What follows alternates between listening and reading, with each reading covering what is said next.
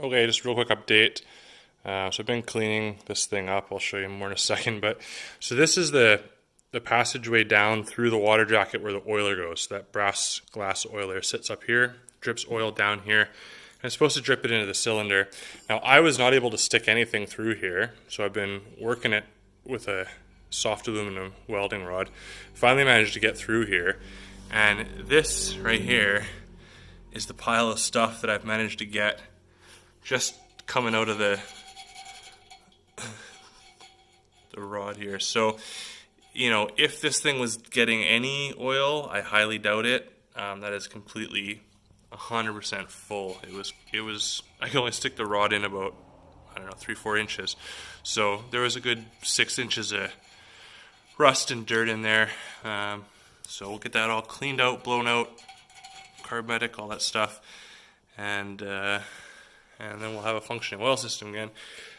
Some other stuff. So I've taken the bearing caps out, just so I can, clean those up too. That's just to protect the surface. I've shined up these posts. So this is what the cam gear rode on, and this is that lever with a roller that it was stuck. So these are both cleaned up and shined up, and they're really nice. The parts move very freely on them now, so we won't have any more problems with those. Just covered up the gas tank here so you don't get stuff in there. And then the water hopper was full of like leaves and dirt and all kinds of stuff. So I've just been trying to pull that out. Managed to get like probably over a pound of dirt and leaves out of the front of the motor through the cooling jacket. So slow progress on that, but it's coming along. I'll also show you all the parts over here are soaking in PB Blaster, so I just soaked everything that moved with penetrating fluid. This moves, so we were able to separate those points, so that's going to be no problem to put back together. I've already cleaned up the inside of this shaft. It runs nice now. Still need to clean the bearing surface. I had to use a pipe wrench to get this oiler cap off. It was totally stuck. So, and the valves are moving nice too. So intake and then exhaust. So those should be good. I will take the springs off. I got some honing compound coming, and yeah, we'll lap the valves in place again. Other than that, just let everything soak overnight and see if we can free up tomorrow. I'll let you know how it goes.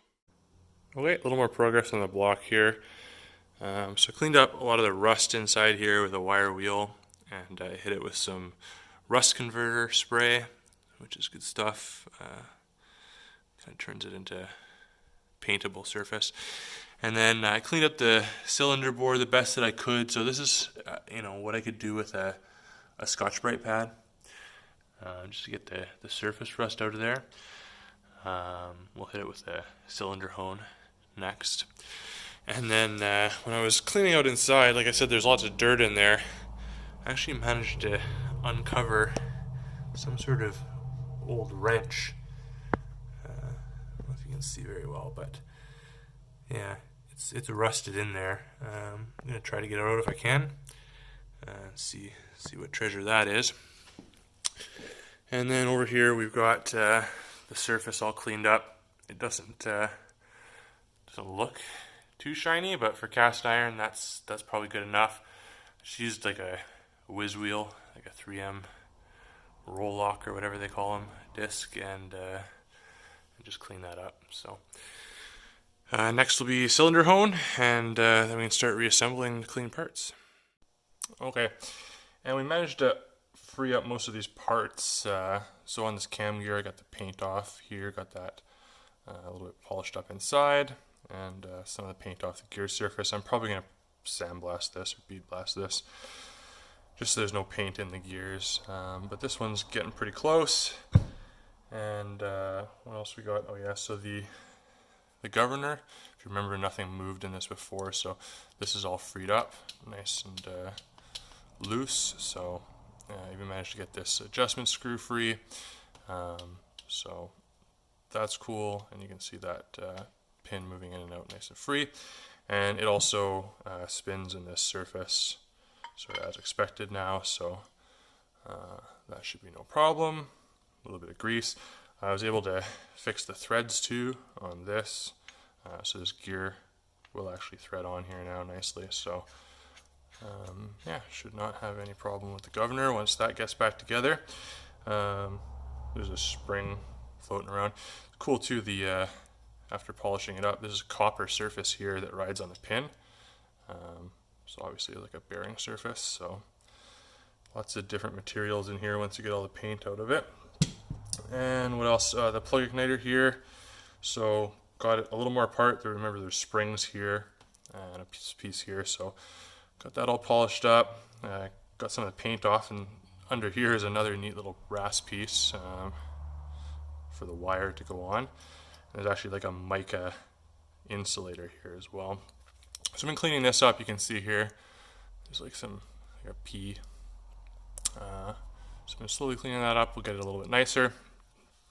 But this is the cam that gets actuated by this thing when it rotates in here, and you can see it breaking the little brass connection there. So that's your plug igniter. Also, oh yeah, we got the rings off here, so you can see this one's pretty bad on the bottom, but we are going to try to reuse these rings, so I'll polish them up with the Scotch-Brite and get them back on here. Obviously clean up in here, polish up the piston, Scotch-Brite as well, and then that should be good to go. And then the carburetor, or the mixer, got this little pump. If you remember, this is all painted over and stuff, so I got this freed up. I don't know if you can hear the check ball in there, so that's actually would pump if we wanted it to.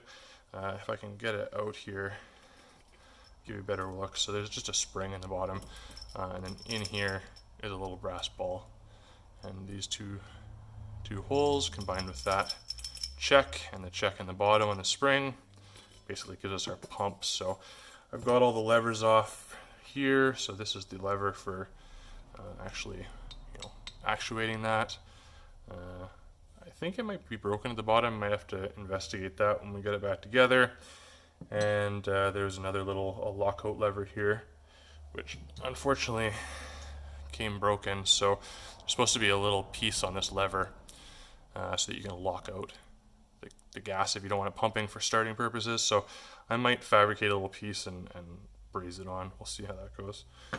And it looks like my hose is getting broken off there too, so I may have to put a different pipe on that before we put it back together.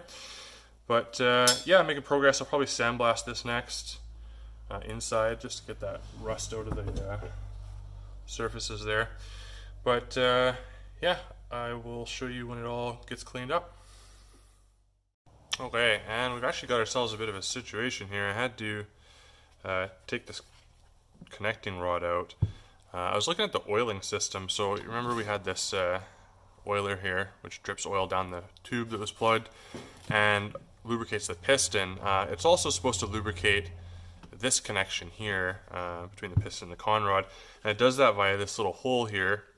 When this gets to its maximum extension here, the oil tube is lined up directly over to this hole, and then that lets oil come. There's like a little nipple here you probably can't see, but basically lets it drip into this cup, right? So on the end of the con rod is this cup, and that gets little drips of oil, collects all those, and then that lets it into this, which looks to be some sort of bronze bushing. But that's how this is supposed to get its oil. What I found when I was looking at it is there's excessive play in this direction.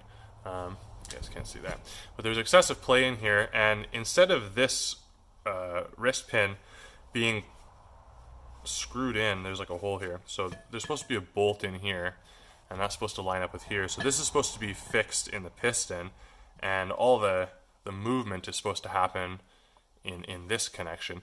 Instead, this was totally seized together, and all of our movement was happening into the soft cast iron of the piston itself instead of in this bearing surface. So that was no good at all, and it's kind of wallowed it out a bit. This is just soft in here. So what we'll have to do is clean up this wrist pin, get rid of all this corrosion, make it smooth and shiny again so that we've got movement on our actual bearing surface like we should. And then I'll clean out the threads on this, make sure we get a bolt into here. If there's still play, that'll be really bad. We'll get like rod knock. So we may have to shim around here or build it up or something so that it's not so loose in here, because it's looser than it should be in here. So anyway, we'll fix that up and clean that up, and show you that when it's ready to go together. Okay, and I've been working this with a hone. So here's the surface finish I was able to get. I'm going at it for a while. I think I'm gonna stop here. You can see there's those shadow lines where the piston rings have been sitting for who knows how many years, and most of that is visual. When you touch it, it's quite smooth. I mean, the thing is we don't want to bore it out, right? If we go too far, the piston rings won't seal. So we're going for smooth, not cosmetically perfect. So I'm gonna call her done there so that I don't take too much off the cylinder. But yeah, I'm pretty happy with how that turned out. See if I can get the camera to focus on it. But yeah, that's I'm gonna call that done. So I think next step is reassembly.